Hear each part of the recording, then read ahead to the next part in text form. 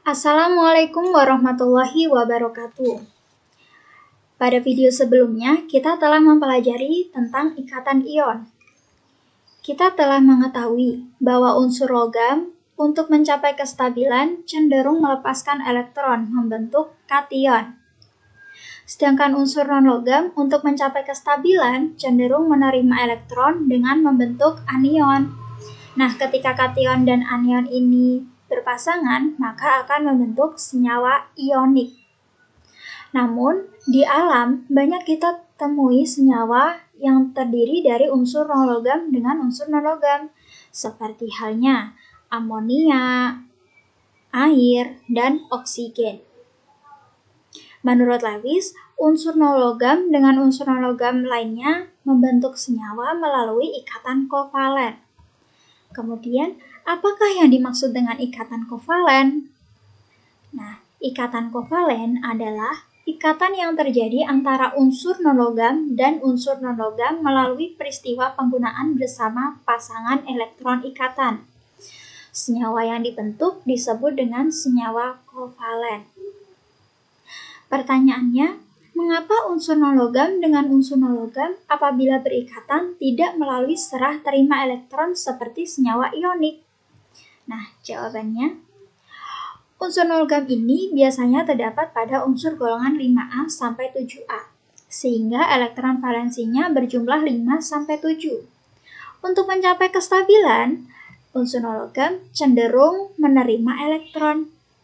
Hal inilah yang menjadi alasan mengapa unsur non-logam dengan unsur non-logam tidak berikatan melalui serah terima elektron. Akan tetapi, unsur non-logam dengan unsur non-logam berikatan dengan cara penggunaan bersama pasangan elektron. Nah, berdasarkan jumlah pasangan elektron ikatan kovalen dibagi menjadi 4. Yang pertama, ikatan kovalen tunggal. Yang kedua, ikatan kovalen rangkap 2. Yang ketiga, ikatan kovalen rangkap 3. Dan yang terakhir, ikatan kovalen koordinasi. Mari kita bahas satu persatu. Yang pertama, ikatan kovalen tunggal. Ikatan kovalen tunggal adalah ikatan yang terbentuk dari penggunaan bersama sepasang elektron. Ingat, sepasang elektron. Setiap atom yang berikatan memberikan satu elektron untuk digunakan bersama.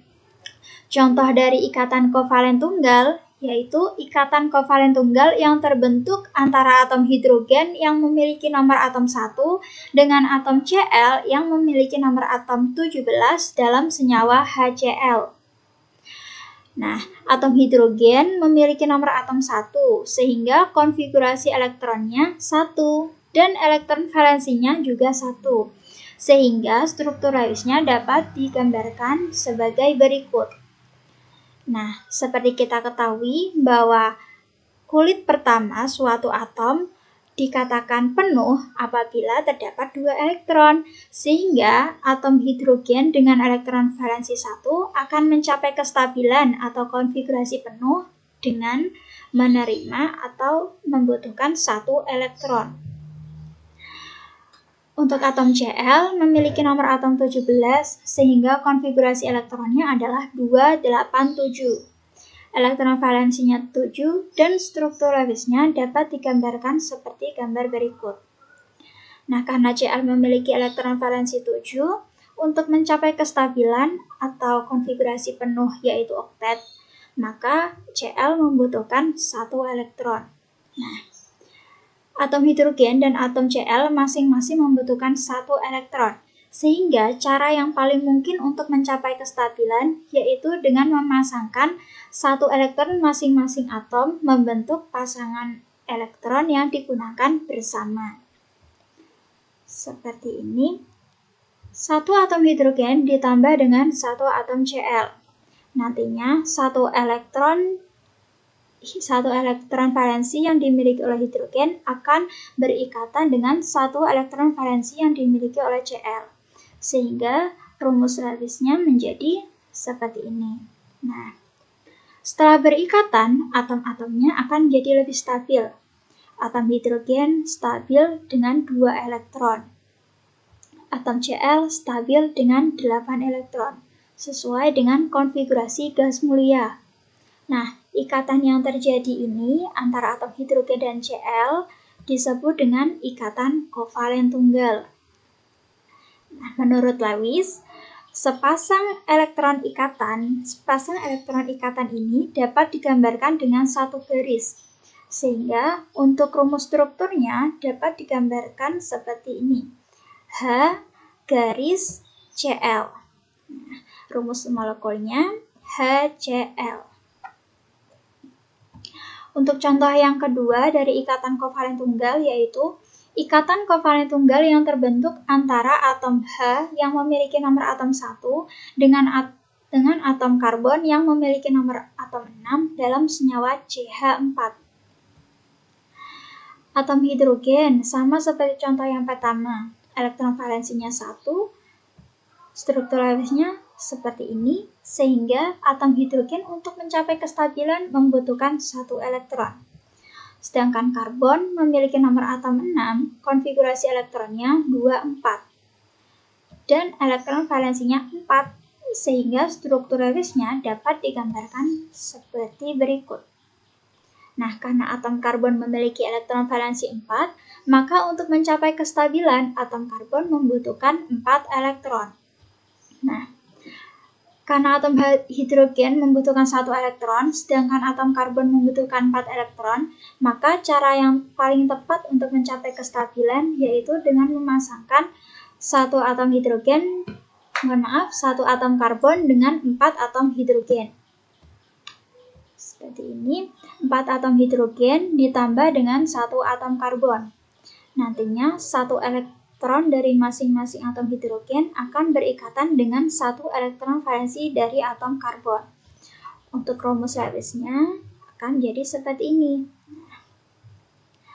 Setelah berikatan, atom-atomnya akan menjadi lebih stabil. Misalnya ini untuk hidrogen, dia menjadi lebih stabil dengan 2 elektron, di mana 1 elektronnya diperoleh dari atom karbon. Nah, ikatan yang terbentuk dari atom hidrogen dan karbon ini disebut dengan ikatan kovalen tunggal. Sama halnya dengan atom hidrogen yang lainnya juga menjadi lebih stabil dengan 2 elektron. Nah, ikatan yang terbentuk disebut dengan ikatan kovalen tunggal. Begitu pula dengan atom karbon. Atom karbon ini menjadi lebih stabil dengan 8 elektron, yaitu sesuai dengan kaidah oktet. Nah, sama menurut Lewis, sepasang elektron ikatan yang terbentuk dapat digambarkan dengan satu garis, sehingga untuk rumus strukturnya menjadi seperti ini. Rumus molekulnya menjadi CH4. Kemudian yang kedua yaitu ikatan kovalen rangkap 2. Ikatan kovalen rangkap 2 adalah ikatan yang terbentuk dari penggunaan bersama 2 pasang elektron. Setiap atom memasangkan 2 elektron untuk digunakan bersama. Contoh dari ikatan kovalen rangkap 2 yaitu ikatan kovalen yang terbentuk antara atom karbon yang memiliki nomor atom 6 dengan atom oksigen yang memiliki nomor atom 8 dalam senyawa CO2. Nah, karbon atau atom C memiliki nomor atom 6. Konfigurasi elektronnya adalah 2, 4. Elektron valensinya 4 dan struktur Lewisnya dapat digambarkan seperti gambar berikut. Karena atom karbon memiliki elektron valensi 4, maka untuk mencapai kestabilan, maka atom karbon membutuhkan 4 elektron. Sedangkan oksigen memiliki nomor atom 8, sehingga konfigurasi elektronnya 2, 6. Elektron valensinya 6, dan struktur Lewisnya sebagai berikut. Karena oksigen elektron valensinya 6, maka untuk mencapai kestabilan, atom oksigen membutuhkan 2 elektron. Nah, atom karbon membutuhkan 4 elektron, sedangkan atom oksigen membutuhkan 2 elektron. Maka cara yang paling mungkin untuk mencapai kestabilan yaitu dengan memasangkan 1 atom karbon dipasangkan dengan 2 atom oksigen. Nah, Untuk penggambarannya seperti ini. Satu atom karbon ditambah dengan 2 atom oksigen. Nantinya, 2 elektron valensi dari atom karbon akan berpasangan dengan masing-masing 2 elektron valensi dari atom oksigen. Rumus Lewisnya menjadi seperti ini. Nah, atom karbon menyumbangkan 2 elektron valensi, begitu pula dengan atom oksigen menyumbangkan 2 elektron valensinya. Nah, setelah berikatan, atom-atomnya menjadi lebih stabil, di mana oksigen stabil dengan 8 elektron, di mana 2 elektronnya diperoleh dari atom karbon. Begitu pula dengan atom karbon menjadi lebih stabil dengan 8 elektron, dan atom oksigen juga menjadi lebih stabil dengan 8 elektron. Nah, ikatan yang terbentuk antara atom karbon dengan atom oksigen ini dinamakan dengan ikatan kovalen rangkap 2. Nah, kemudian pertanyaannya, mengapa atom karbon dengan atom oksigen dalam senyawa CO2 tidak berikatan secara ikatan kovalen tunggal? Dengan cara masing-masing atom karbon dan atom oksigen menyumbangkan 1 elektronnya. Kita lihat, apabila atom karbon dengan atom oksigen masing-masing menyumbangkan 1 elektronnya dengan membentuk ikatan kovalen tunggal, maka menjadi tidak sesuai dengan aturan oktet. Nah, kita lihat setelah berikatan, atom oksigen memiliki elektron valensi sebanyak 7, sedangkan atom karbon memiliki elektron valensi sebanyak 6. Nah, hal ini tentunya tidak sesuai dengan kaidah oktet. Nah, konfigurasi elektron ini tidak sesuai dengan kaidah oktet jika membentuk ikatan kovalen tunggal. Maka yang paling tepat yaitu dengan berikatan secara kovalen rangkap 2. Seperti ini. Nah, sama menurut Lewis, 2 pasang elektron ikatan ini 2 pasang elektron ikatan dapat digambarkan dengan 2 garis, sehingga rumus strukturnya menjadi seperti ini. O, 2 garis C, 2 garis O. Nah, rumus molekulnya menjadi CO2.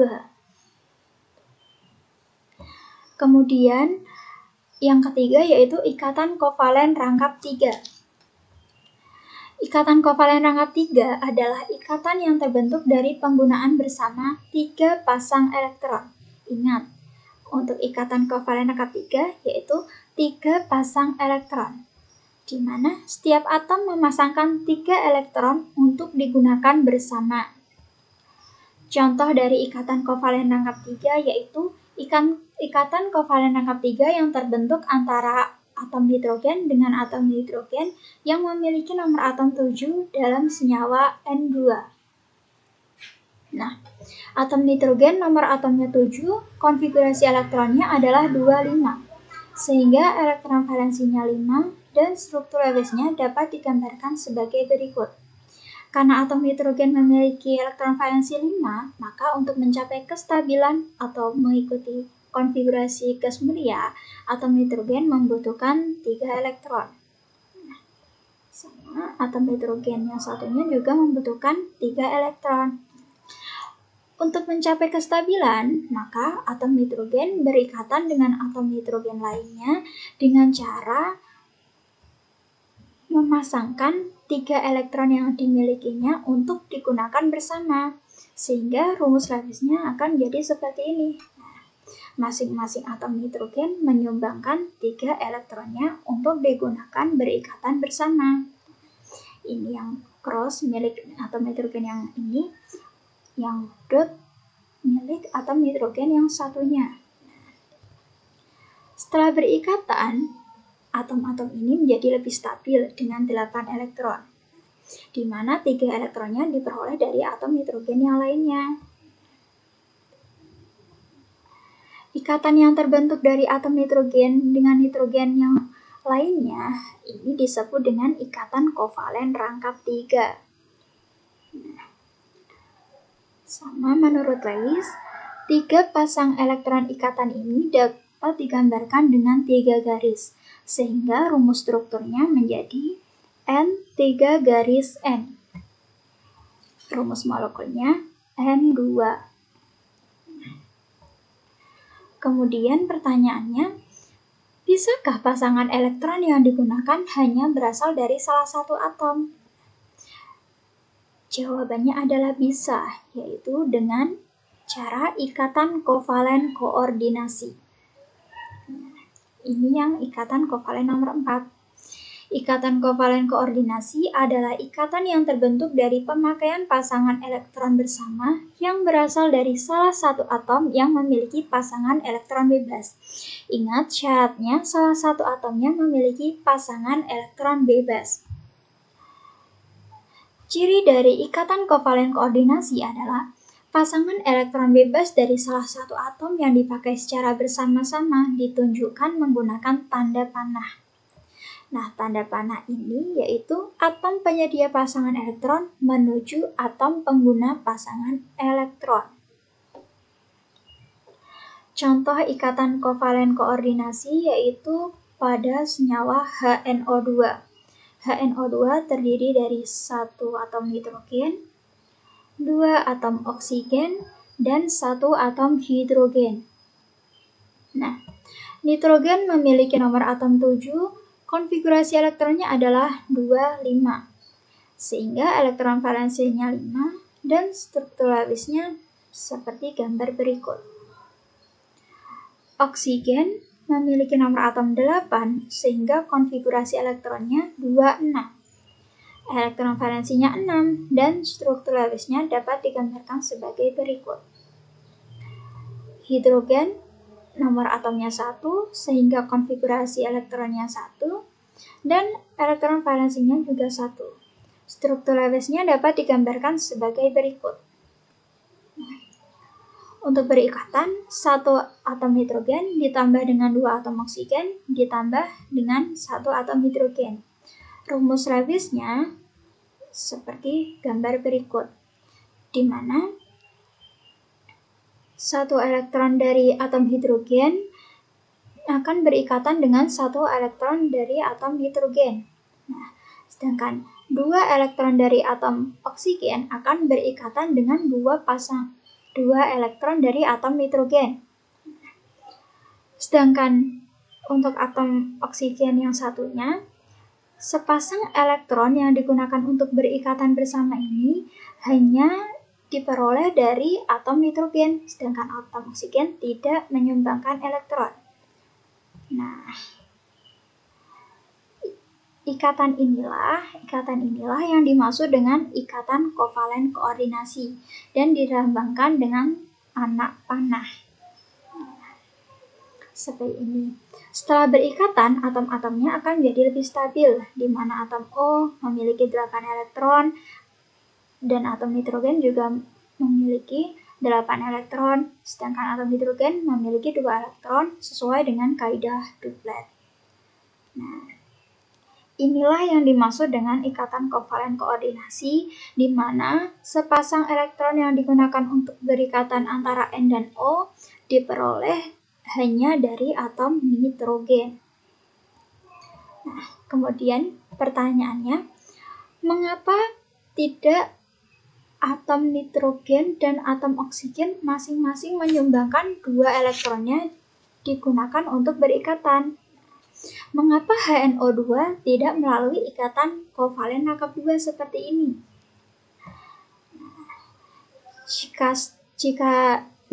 Jika HNO2 melalui ikatan kovalen rangkap 2, maka setelah berikatan kita akan melihatnya. Nah, nitrogen setelah berikatan akan memiliki 10 elektron valensi. Nah, hal ini tidak sesuai dengan kaidah oktet, sehingga HNO2 tidak melalui ikatan kovalen rangkap 2. Yang benar seperti yang awal tadi, yaitu melalui ikatan kovalen koordinasi, di mana sepasang elektron diperoleh hanya dari atom nitrogen, sehingga konfigurasi elektronnya stabil atau menyerupai gas mulia.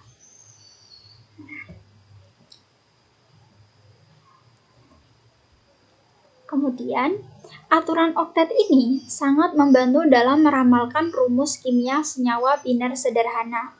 Akan tetapi, ternyata aturan ini terjadi penyimpangan dan gagal dalam meramalkan senyawa dari unsur-unsur transisi dan unsur-unsur post-transisi. Penyimpangan aturan oktet ini dibagi menjadi 3. Yang pertama, senyawa yang tidak mencapai aturan oktet. Yang kedua, senyawa dengan jumlah elektron ganjil. Dan yang terakhir, senyawa yang melampaui aturan oktet. Mari kita bahas bersama-sama. Yang pertama, senyawa yang tidak mencapai aturan oktet. Hal ini terjadi pada senyawa yang atom pusatnya mempunyai elektron valensi kurang dari 4, sehingga setelah semua elektron valensinya dipasangkan, tetap belum mencapai konfigurasi oktet. Contohnya pada senyawa BeCl2. Be nomor atomnya 4, sehingga konfigurasi elektronnya adalah 22.